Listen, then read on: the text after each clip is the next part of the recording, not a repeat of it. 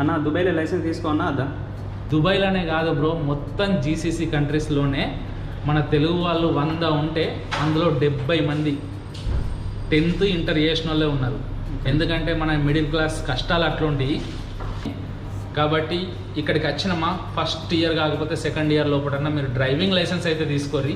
అది మీకు ఒక ప్రొఫెషనల్ వే చూపెడుతుంది.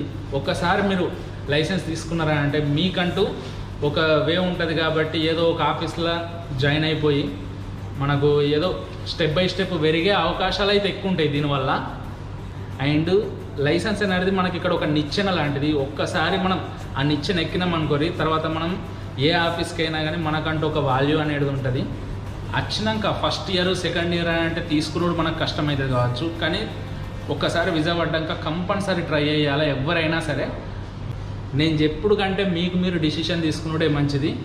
ఐ హోప్ ఈ వీడియో వల్ల మీకు చిన్న ఇన్ఫర్మేటివ్ అనేది వచ్చింది అనుకుంటున్నా. వస్తే మాత్రం మన ఛానల్ని సబ్స్క్రైబ్ చేయండి, యూట్యూబ్లో అండ్ ఇన్స్టాలో ఫాలో కూడా చేయండి ఫ్రెండ్స్.